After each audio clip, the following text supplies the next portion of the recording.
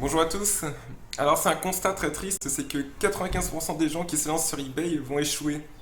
Et justement, c'est pour ça que je fais cette vidéo. Et bien, je vais vous donner les raisons principales qui mènent souvent à cet échec et comment pallier à ça et comment augmenter vos chances de succès sur eBay. Parce que moi, je suis beaucoup de monde, j'ai beaucoup d'élèves sur mes formations maintenant, donc je sais un peu quels sont bien ce qui vous bloque, quelles sont les choses qui vous bloquent. Et j'essaye justement de trouver les bons éléments pour vous débloquer, pour que vous puissiez avancer sur eBay, que vous puissiez bien réussir à vivre d'eBay. Rassurez-vous, quand je parle d'échec, il n'y a pas du tout de fatalité. C'est pas parce que 95% des gens échouent que vous ne pouvez pas être dans les 5%. Et c'est pour ça que j'ai fait cette vidéo. C'est justement pour vous éclairer sur les raisons principales. Et souvent, ces raisons sont très très simples. C'est ça qui est extraordinaire, c'est que ces raisons, eh bien, sont sous les yeux. Mais pourtant, beaucoup de gens ne vont pas forcément comprendre les raisons profondes des échecs. C'est normal aussi, parce que quand on se lance, on n'a pas beaucoup de recul. Et moi, je vous partage mon expérience de plusieurs années.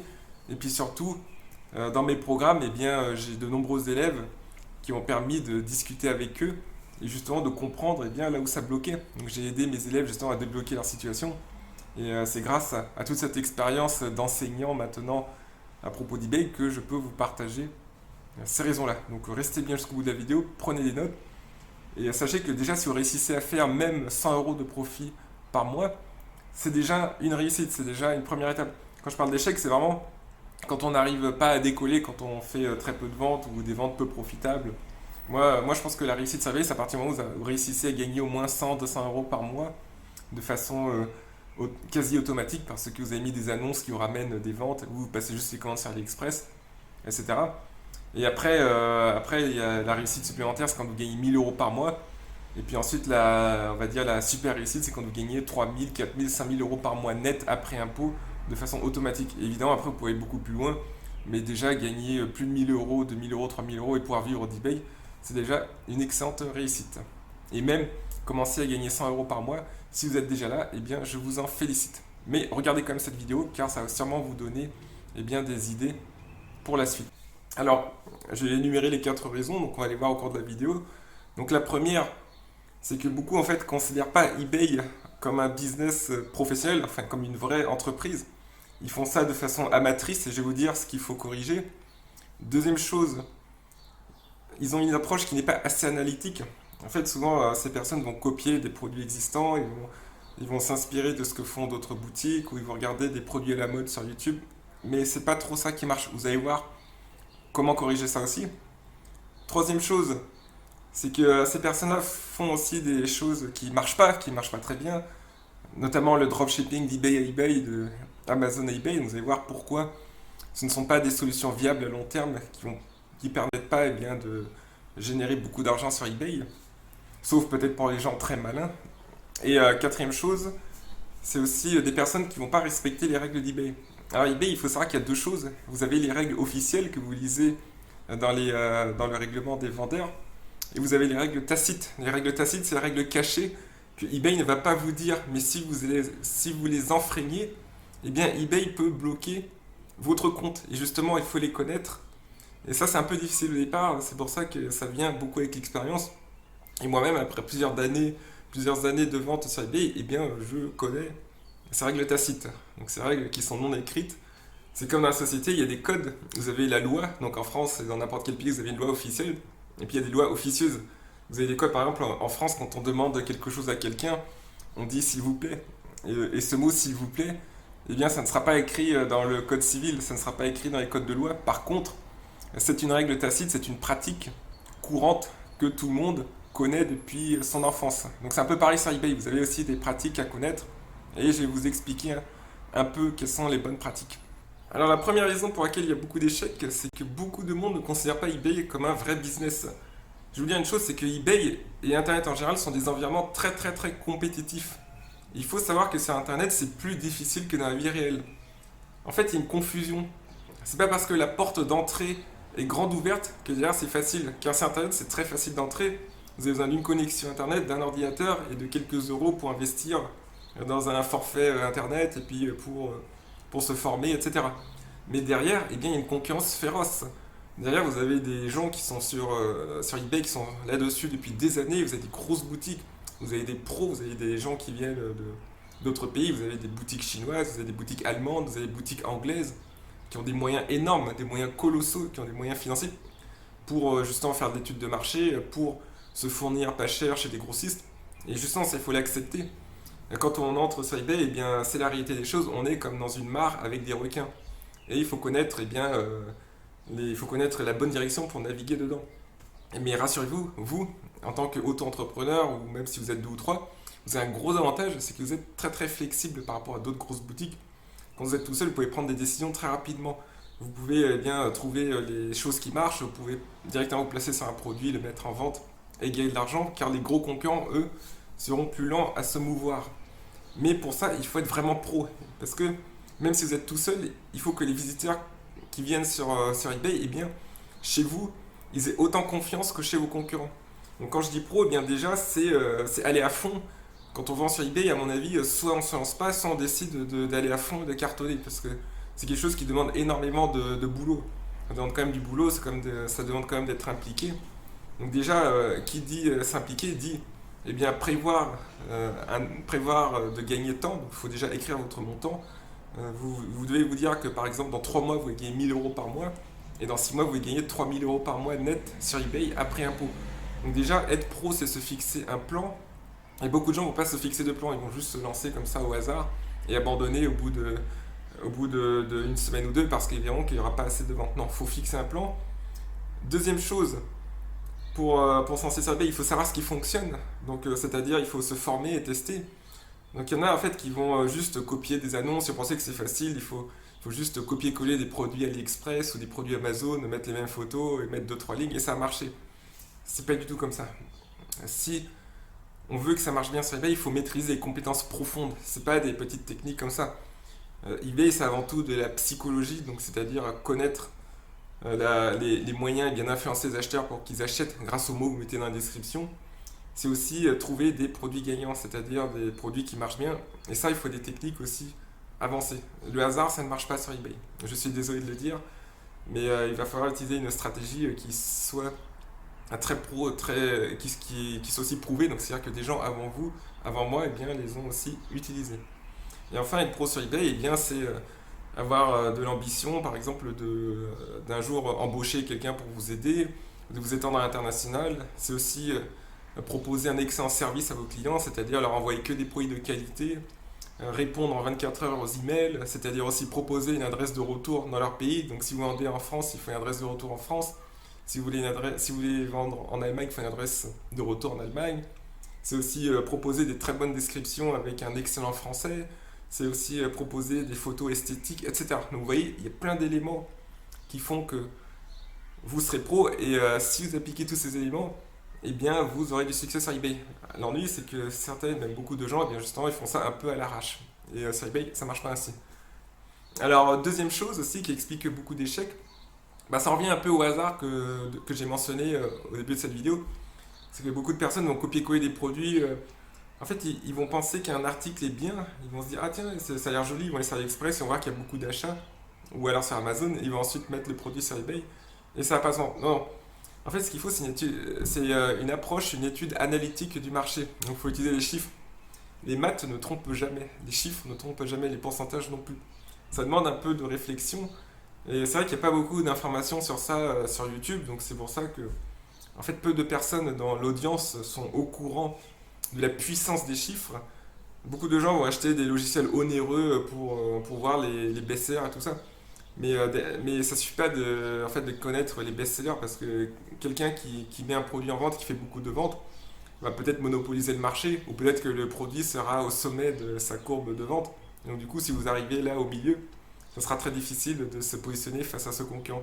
Ce qu'il faut voir, c'est des chiffres derrière qui vous indiquent par exemple qu'un produit n'est pas encore saturé. Donc c'est-à-dire qu'un produit est au début de la courbe au niveau des ventes et qu'il y a un moyen justement de s'insérer avant que le marché soit saturé. Donc ça, ça se trouve avec des logiciels comme Zik Analytics, comme Therapic, mais moi je vous conseille surtout Zik Analytics. Ça vous permet donc justement de mettre des produits en ligne avant qu'il y ait une saturation sur le marché. Et deuxième chose, ça va vous permettre aussi d'optimiser les titres. Parce que en fait sur eBay, c'est très important d'avoir les bons mots dans le titre qui correspondent à ce que les gens recherchent. Mais il faut aussi mettre des mots qui ne soient pas trop compétitifs. Par exemple, si vous vendez un tuyau d'arrosage extensible, peut-être que si vous tapez juste tuyau d'arrosage, si vous mettez juste tuyau d'arrosage dans le titre, eh bien, vous serez enfoui parmi des milliers d'annonces et les gens ne vous trouveront pas. Par contre, si vous mettez un mot comme extensible, que peut-être beaucoup moins de concurrents ont mis dans leur titre, eh bien là, vous aurez beaucoup plus de gens qui vous trouveront, et donc plus de visites et plus de ventes. Donc vous voyez, il faut faire une étude analytique des mots-clés à mettre dans le titre, et ça, il faut utiliser un logiciel. Donc c'est vachement important, s'il vous plaît. Notez ça à un papier, soyez analytique. Quoi.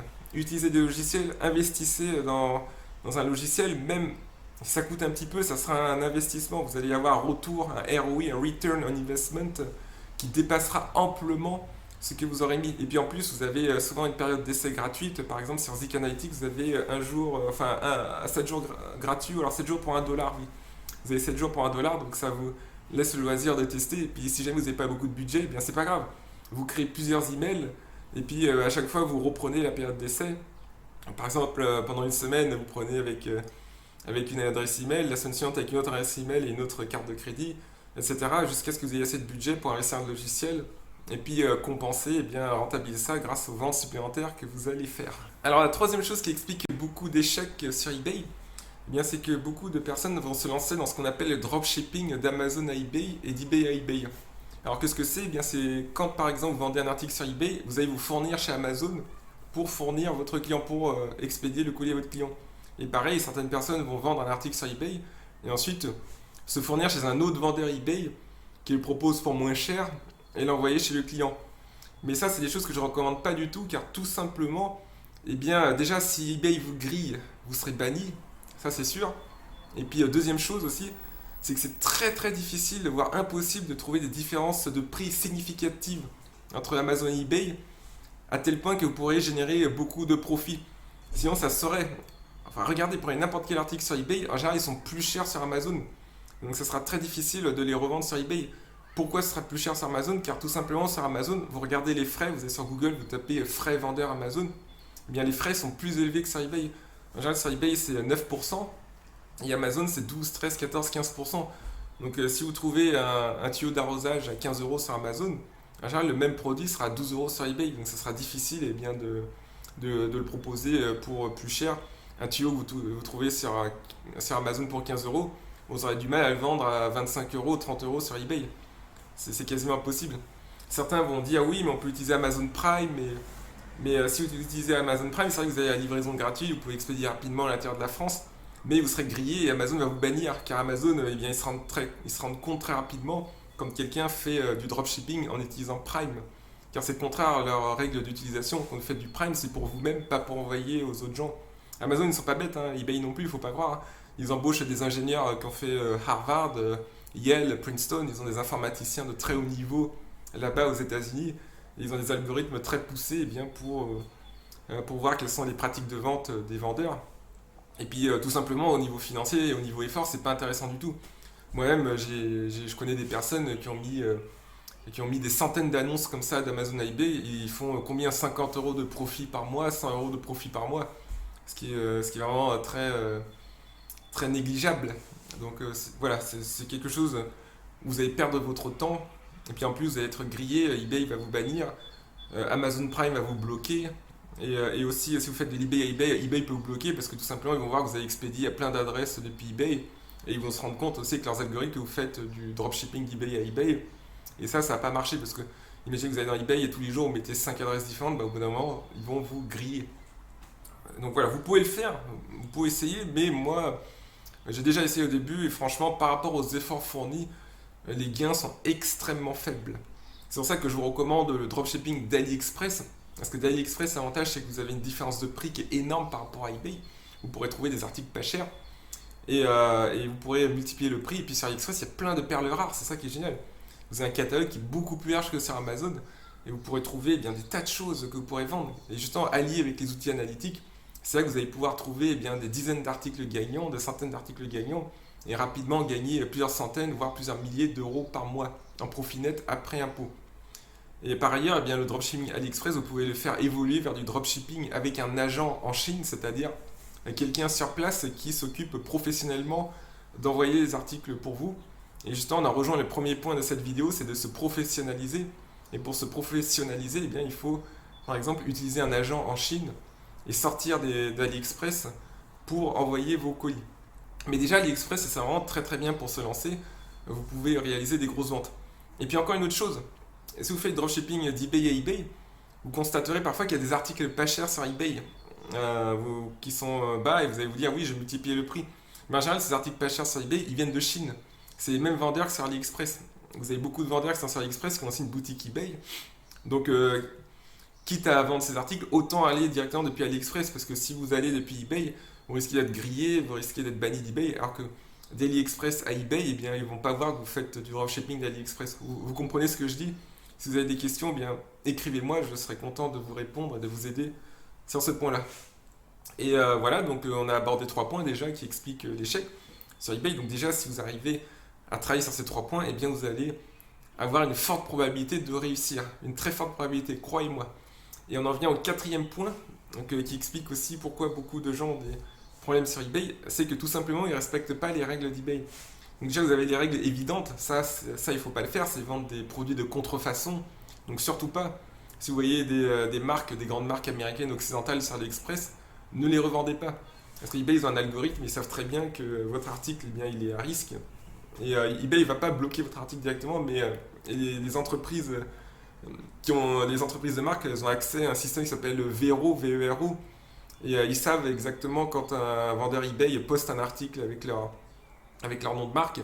Et en général, ils vont se plaindre auprès d'eBay. eBay peut bloquer votre annonce et demander par exemple des factures ou demander des preuves que vous avez le droit de revendre ces articles. Donc surtout pas de contrefaçon. Il y en a qui se font griller comme ça. Après, il y a aussi le problème de ceux qui vont trop vite au départ. Ça, c'est plutôt les règles tacites. Donc, comme je vous ai dit, sur eBay, vous avez les règles officielles. Donc, ça, je vous laisse les lire. Vous tapez règlement vendeur eBay et vous les connaîtrez. Donc, ça, c'est assez facile. Mais après, il y a les règles cachées qu'on connaît moins. Et ça, justement, il faut l'aide d'un expert pour connaître ces règles cachées et pas se faire bloquer. Alors, si vous connaissez bien les règles cachées, vous n'avez aucun souci. Sur eBay, ça sera la belle vie. Donc, il faut savoir que les règles cachées, c'est surtout les 3 premiers mois, car eBay vous surveille. Vous êtes un nouveau vendeur, il va vous faire confiance. Mais une fois que vous avez franchi cette barre de 3 mois, après ce sera très facile, vous pouvez faire ce que vous voulez, du dropshipping à fond, etc.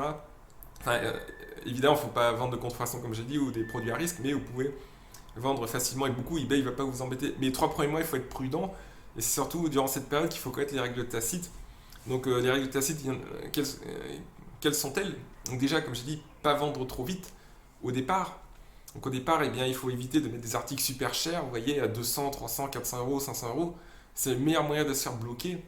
Pas vendre de produits à risque non plus, donc il faut éviter à tout prix, par exemple, la nourriture, les couteaux, même si parfois c'est autorisé par eBay. Je crois que les couteaux, il y a certains formats qui sont autorisés et d'autres qui sont interdits, mais il faut éviter le mot-clé couteau parce que eBay, ils vont pas réfléchir, ils prennent pas de risque. Ils voient un mot-clé à risque, ils voient votre annonce qui apparaît.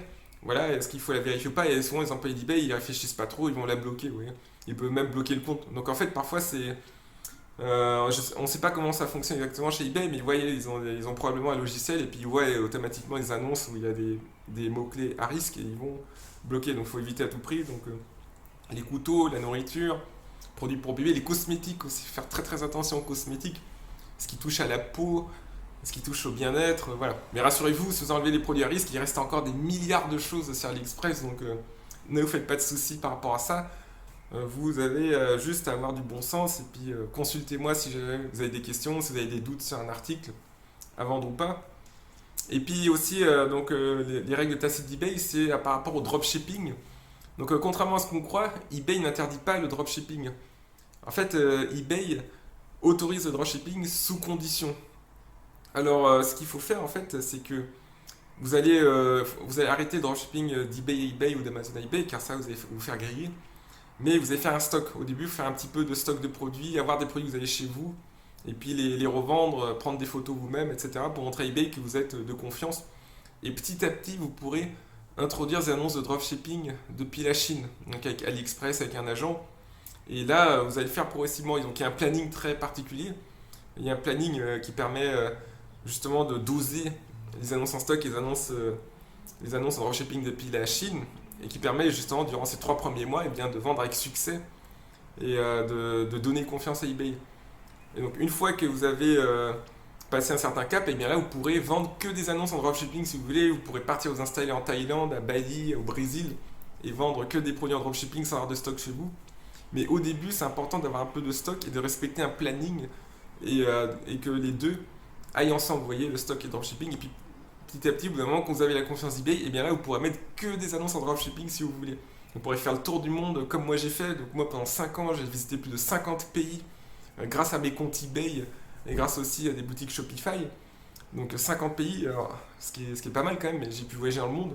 Mais au début, eh bien, j'avais, enfin moi j'ai, en fait, il faut que je vous avoue une chose, c'est que j'ai toujours vendu qu'en dropshipping.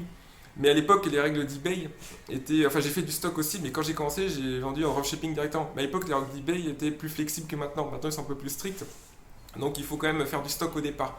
Ça, je vous le conseille vivement car je me tiens au courant des dernières avancées.